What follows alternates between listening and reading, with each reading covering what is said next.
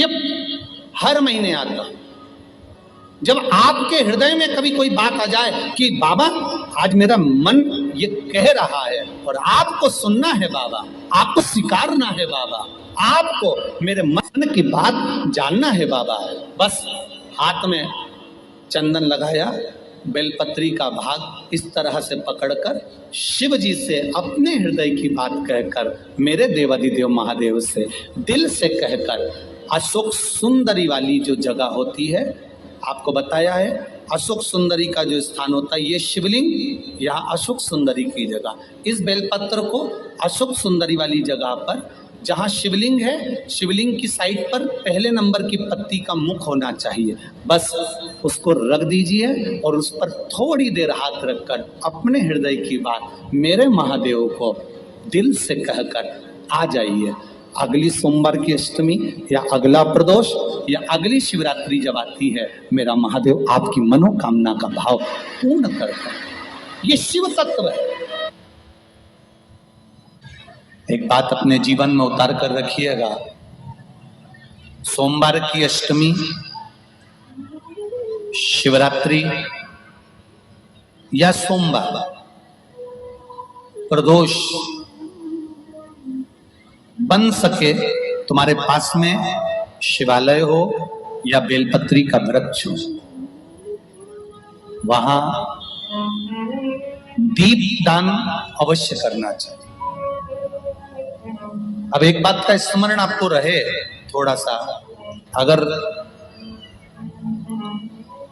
किसी कामना के वश अगर हम दीप लगा रहे हैं या हमारे मन में कोई भाव उत्पन्न है और हम बाबा से कहना चाहते हैं कि बाबा मेरा ये कार्य है आप पूर्ण करिएगा, तो फिर शिव मंदिर में भी लंबी बाती का दीप आप प्रदोष या सोमवार की अष्टमी या सोमवार या आप शिवरात्रि को बाबा से निवेदन कर कर लगा सकते। हाँ, विशेष जब कोई एक बहुत बड़ी बात हो और आपके कार्य में कहीं अटकल हो रही हो, तो एक ही दीप में दो बाती, शिव और शक्ति, लंबी बाती बनाई, शिव और शक्ति के नाम से दो बाती एक साथ एक दीप में भी लगा सकते हैं। पर कब? जब विशेष कोई आपका कार्य हो और वो अटक रहा हो, विशेष कोई कार्य, और आप बाबा से प्रार्थना कर रहे हो, तो दो बाती का भी प्रयोग आप कर सकते हो। ऐसे शिव तत्व। शंकर भगवान को धतूरा कब चढ़ाना चाहिए उसका विशेष ध्यान रखें। जैसे शिवरात्रि है, प्रदोष है, या सोमवार है, या कोई विशेष आपका उत्सव है, तो आप शिव जी को धतूरा चढ़ा सकते हैं। या विशेष कोई बीमारी ऐसी लग गई है या विशेष कोई तकलीफ ऐसी हो गई है जिसका निवारण नहीं हो रहा, तो आप धतूरा चढ़ा सकते। धतूरा चढ़ाने का भी एक क्रम है। हल्दी में भिंगोकर धतूरा चढ़ाया जाता है लक्ष्मी के लिए। चंदन में भिंगोकर धतूरा चढ़ाया जाता है आयु की वृद्धि के लिए। अबीर एक सफेद कलर का बॉर्डर होता है। अबीर गुलाल जो होती है, गुलाल में अबीर डलता है, चमकदार, आपने देखा होगा अबीर। तो अबीर में धतूरा जो डुबोकर चढ़ाया जाता है, अबीर को लगाकर चढ़ाया जाता है, वो रोग मुक्ति का होता है। काय के लिए होता है वो? रोग मुक्ति। ओम श्री शिवाय नमस्तुभ्यम, ओम श्री शिवाय नमस्तुभ्यम, रोग की मुक्ति। धतूरे का भी एक स्मरण होता है महाराज। बहुत भारी रोग है, बीमारी लग गई है, डॉक्टर अपना काम कर रहे हैं, घर का व्यक्ति बहुत बीमार हालत में पड़ा हुआ है, तो बेलपत्री के वृक्ष के नीचे भी शिवलिंग का निर्माण कर कर एक धतूरा समर्पित करा जाता है, जिससे रोग से मुक्ति होती है। उसमें ना तो हल्दी लगाई जाती है, ना चंदन लगाया जाता है, ना अबीर लगाया जाता है, केवल धतूरा चढ़ाया जाता है। जिसके जीवन में हमेशा कांटे ही मिले हैं, बेटी बड़ी हुई तो घर में मायके में दुख देखा, और मायके से गई ससुराल में तो ससुराल में दुख देखा, ससुराल में भी दुख देखने के बाद में भी पति को बहुत कुछ काम खुलवाया, बहुत धंधे खुलवाए, नौकरी लगवाई, पर वो पति बार बार छोड़ कर आ गया, बार बार तकलीफ भोग रहा है, बार बार कष्ट भोग रहा है। फिर थोड़े दिन काम करता है, थोड़े दिन छूट जाता है, फिर व्यापार में बढ़ता है, फिर छूट जाता है, फिर कोई दुकान खुल गई, थोड़े दिन अच्छी चली, फिर वापस वहीं घर पर आकर बैठ गया। अर्थात उसके जीवन में वो शूलता चल रही है। तो बाबा देवाधिदेव महादेव कहते हैं, ये 3 घड़ी, 3 पल, 3 नक्षत्र, 3 समय, 3 दिन में जो शूल मुझे समर्पित करता है, उसके जीवन से मैं शूल हटा देता हूं। वो 3 दिन लिखे स्कंद पुराण में।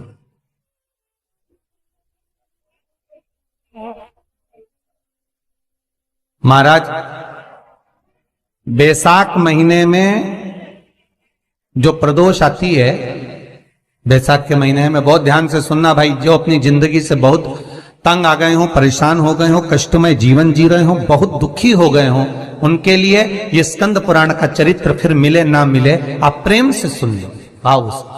पहला, बैसाख महीने की प्रदोष, चाहे वो शनिचरी प्रदोष हो, चाहे रविवार की हो, सोमवार की हो, मंगल की हो, बुधवार की हो, गुरुवार की हो, शुक्रवार की हो, शनिवार की हो, कोई भी वार की हो, पर बैसाख महीने की प्रदोष, प्रदोष काल में शाम का समय सूर्य डूब रहा हो, बस डूबा ही हो, और उस समय पर सूर्य के डूबन के तुरंत बाद बाबा को धतूरे के साथ में बेलपत्री ना चढ़ाते हुए बेलपत्री के वृक्ष के 7 कांटे बाबा के शिवलिंग पर समर्पित करे जाते हैं महाराज, अपनी जिंदगी में अड़चनों को हटाने के लिए। फिर आप जिस व्यापार में उतरे, जिस व्यवसाय में उतरे, जिस नौकरी में उतरे, आप दिल से करें, आपको तरक्की मिलेगी। आप हार नहीं सकते, नीचे नहीं आ सकते, उन्नति पर ही चढ़ेंगे। एक वैशाख मास की प्रदोष।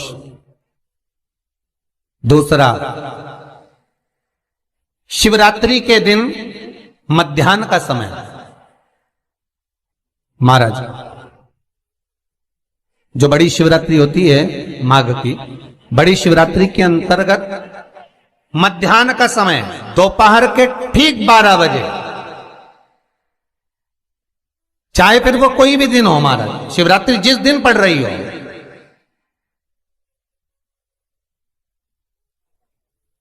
उस दिन भी धतूरे के साथ बाबा को 7 कांटे बेलपत्री के वृक्ष के समर्पित होते हैं महाराज। इसमें आप ये वाले जो कांटे हैं, जो शिवरात्रि के दोपहर 12 बजे वाले हैं, अगर कोई मदिरा पीने वाला हो, व्यसन में डूबने वाला हो, कोई जुआ खेलने वाला हो, कोई गलत वैश्यावृत्ति करने वाला, या अपने मार्ग से विचलित कोई व्यक्ति है, उसके लिए भी ये कांटे बहुत काम आते हैं महाराज। दूसरा, पार्वती, तेरे द्वारा तेरे नयन अश्रु से जो प्रगटा हुआ बेल का वृक्ष है, द्वितीय शूल मैं वहां धारण करता हूं, तृतीय शूल, तीसरा शूल जो वर्णन करा गया महाराज। भगवान श्रावण के महीने में जो भी दूसरा सोमवार पड़े, जो भी पड़े, श्रावण के महीने का जो दूसरा सोमवार होता है, उस दूसरे सोमवार में रात्रि के समय पर, अर्थात शास्त्र अब घड़ी और पल का स्मरण करेंगे तो रात्रि के बजेंगे 10 से 12 बजे महाराज, 10 से 12 के बीच में धतूरे के साथ बाबा को शूल समर्पित होता है महाराज।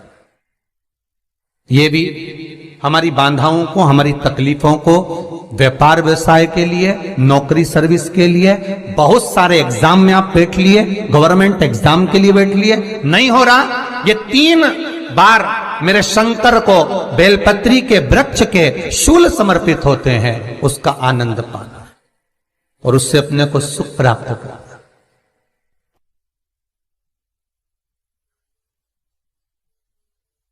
कि बाबा भोलेनाथ जी के नयन अश्रु से जो प्रकट हुआ वो रुद्राक्ष का पौधा है, माता पार्वती के नयन अश्रु से जो प्रकट हुआ वो बेलपत्री का पौधा है, और उमा और महेश,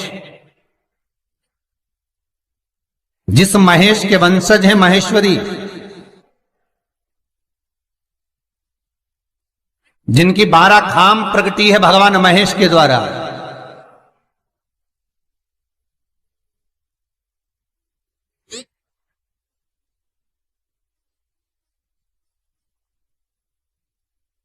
वो महेश और उमा,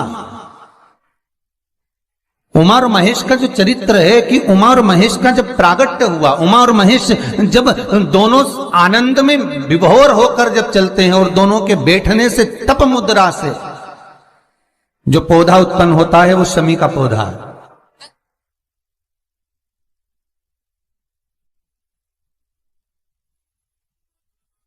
शमी का पौधा।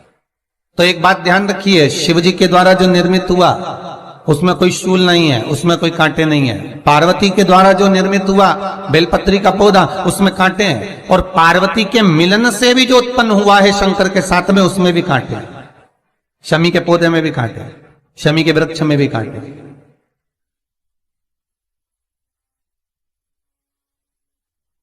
तो पार्वती जी स्कंद पुराण में प्रश्न कर रही हैं भोलेनाथ जी से कि प्रभु मुझे ये बताओ कि आपके द्वारा जो निर्मित हुआ उसमें शूलता नहीं है, पर मेरे द्वारा जो निर्मित हुआ उसमें शूल क्यों आया है, उसमें कांटा क्यों आया है? थोड़ा सा माताओं, मेरी जीजियों, आपको थोड़ा बुरा तो लगेगा इस प्रसंग को सुनकर, पर लग जाए, पर आज कथा निकली है तो सुन लो है कि शिवजी जिस रुद्राक्ष को उत्पन्न कर रहे हैं उसमें शूलता नहीं है, पर पार्वती जी जो संग में मिली हैं उसमें भी शूलता है, और पार्वती के द्वारा जो प्रकट हुआ बेलपत्र उसमें भी शूलता है। तो भगवान महादेव बोलते हैं, पार्वती मैं तुझे कुछ कहूं और कहने पर तुझे तेरे हृदय में कोई बात चुभे, शूल लगे तो मुझे ठीक नहीं लगेगा। नहीं नहीं नहीं, आप कहिए प्रभु, मैं सुनने के लिए तैयार हूं, आप तो बोलो कि कारण क्या है। भगवान कहते हैं, पार्वती बस अंतर इतना है, नारी का जो स्वभाव होता है, स्त्री का जो स्वभाव होता है, उसके हृदय में छोटी छोटी बात के शूल बहुत होते हैं।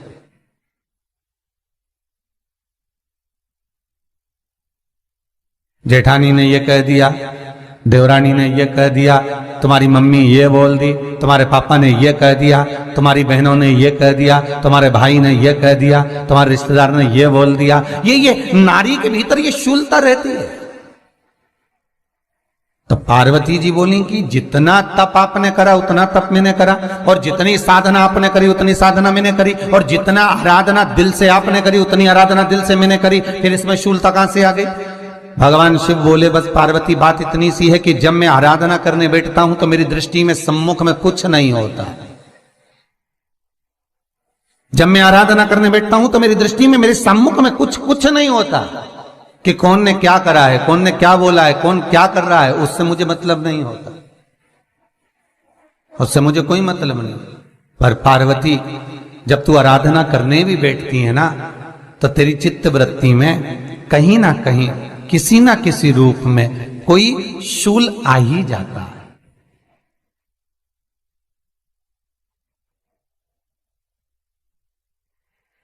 कई माताओं की आदत देखी साहब, भगवान की सेवा करने बैठी है तो भी भीतर थोड़ा सा शूलता भरी हुई है। महाराज बताओ, इतने सारे भगवान इकट्ठे कर लिए, मैंने बोला था बहू से कि वहां रख लेती है, बताओ इतने सारे यहां पर लाकर रख दिए हैं, अब इसकी सेवा करना पड़ रही है, अब ये करना पड़ रहा है। प्रसाद लेने के लिए रसोई घर में गई, भगवान का भोग लगाने के लिए, तो उसमें भी शूलता आ गई। इतने घंटों से मैं सामान ढूंढ रही, फ्रिज में मिल ही नहीं रहा, मैंने रख के गई थी, भगवान जाने कहां चले गए। भगवानों को वस्त्र पहना रही है तो शूलता है। अलमारी का ड्रॉज खोला, इसमें मैंने सामान रखा था, ना जाने भगवान का श्रृंगार कहां चले गया, कौन ने हाथ लगाया, फिर शूलता आ गई। भोजन करने बैठे तो शूलता है, कोई कार्य के लिए जा रहे हो तो शूलता है। अर्थात कहीं ना कहीं नारी के जीवन में शूलता बनी हुई है। और पार्वती, जब तुम भजन करो, तप करो, साधना करो, भक्ति करो, उसमें शूलता नहीं होना चाहिए। श्री शिवाय नमस्तुभ्यम, ओम श्री शिवाय नमस्तुभ्यम, ओम श्री शिवाय नमस्तुभ्यम, ओम श्री शिवाय नमस्तुभ्यम, ओम श्री शिवाय नमस्तुभ्यम, ओम श्री शिवाय। पार्वती जी ने कहा, भोलेनाथ तो क्या आप मुझे स्वीकार नहीं करेंगे बेलपत्री के रूप में? क्या मुझे स्वीकार नहीं करेंगे शमी पत्र के रूप में? पद्म पुराण, स्कंद पुराण, लिंग पुराण, नर्मदा पुराण और शिव महापुराण, ये सारी पुराणे वर्णन करती है। पार्वती जी का खंड आनंद वर्षित कर रहा है, वर्णन कर रहा है। पार्वती खंड वर्णन कर रहा है, सती खंड वर्णन कर रहा है। उमा संहिता वर्णन कर रही है। क्या आप मेरा ये बेलपत्र का स्वरूप आप धारण नहीं करेंगे? इसमें शूलता इसलिए भगवान कहते हैं नहीं नहीं, धारण तो करूंगा। वो केवल शिवरात्रि के दिन करने का होता है। शिवरात्रि का प्रसंग कहता है अपने मन की अभिलाषा रखकर तुम्हें जो चाहिए। प्रकार आप लोगों ने भी पढ़ाई करी होगी, हमने भी करी। ऐसा रहता उसमें नोक रहती है या पेंसिल उसमें भर देते हैं और उससे ऐसा पेज घुमा घुमा के उसको कस देते हैं। वो ऐसा रखते हैं, कॉपी पर ऐसा रखा जाता, फिर उसको ऐसा घुमाते घुमाते कि नहीं घुमाते? अरे बोलो तो, सबने करा है ना ऐसा घुमाए, वो घुमाते एक जैसा गोला बन जाता बिंदु। और जो नोक होती है ना वहाँ चुभी रहती है और वो एक ही जगह पे रहती है और घूमती जाती है। उसी तरह इस मन को, इस दिल को एक में लगा के रखो, बाकी की सब दुनिया में घूम के आ जाओ। दिल एक में लगा कर बैठ गए, चित्त एक में लगा कर बैठ गए तो सृष्टि में कहीं पर भी घूम कर आओगे, परमात्मा उस जगह पर हाजिर मिल जाएगा। पर स्थान मत छोड़ना, जगह चित्त वृत्ति ना छूटी जाए, भगवान का भजन ना छूटे, उसका स्मरण ना छूटे। ये वस्तुएं, ये सामान, ये सामग्री, ये दौलत, ये सत्ता सब जाने वाली। जहां बैठे हो उस मन को वहां लगाना। हम तो यहां तक कहते हैं, यहां तक कहते हैं होटल में जाओ तो दिल होटल में लगा लो, होटल में जाओ तो दिल होटल में लगाओ, खाने में लगाओ, बफेट में जाओ तो बफेट में लगाओ, शादी में जाओ तो थोड़ा रिश्तेदारों में लगाओ, और अगर सत्संग में आओ तो मेरे भोलेनाथ में लगाओ। दिल लगाना ना भूलिएगा। परमात्मा को थोड़ा समय जितना दे रहे हो, 3 घंटा, 2 घंटा, 2.5 घंटा, 1 घंटा, आधा घंटा, जितना हम भगवान को देना उतनी देर भगवान में चित्त होना चाहिए, उतनी देर भगवान में मन लगाना चाहिए। पर ना जाने दुनिया के लोग कहां चले गए, वह मोबाइल ने सब हटा दिया। हर 15 मिनट में ऐसी याद आए ना व्हाट्सअप खोल के बैठ जाए। आप इस त्रिपुंड 3 रेखा का दर्शन भगवान विष्णु के मस्तक पर भी कर सकते हैं। आप ये 3 रेखा का दर्शन स्वयं ब्रह्मा के मस्तक पर भी कर सकते हैं। आप ये 3 रेखा का दर्शन स्वयं भगवान कृष्ण के मस्तक पर भी कर सकते हैं, श्री जी बाबा के मस्तक पर भी कर सकते हैं इस त्रिपुंड का दर्शन। बस अंतर इतना है, शिव जो त्रिपुंड लगाए हैं वो आड़ा है। तिरुमाला में जो तिरुपति बाबा का अपन दर्शन करते हैं, जो त्रिपुंड लगाए हैं वो खड़ा है, 2 सफेद बीच में लाल। मेरे श्री जी बाबा ने भी अपने मस्तक पर त्रिपुंड धारण कर रखा। मेरे श्री जी बाबा ने भी अपने मस्तक पर त्रिपुंड धारण करा है और बाद में एक कुंकू की रौली की एक तिलक को धारण कर रखा है। तो वो त्रिपुंड का जो दर्शन हो रहा है, सोने की 3 रेखाओं का जो दर्शन हो रहा है वो आप करेंगे। वो सोने की जो 3 रेखाएं उसका जो दर्शन हो रहा है वो आप कर सकते।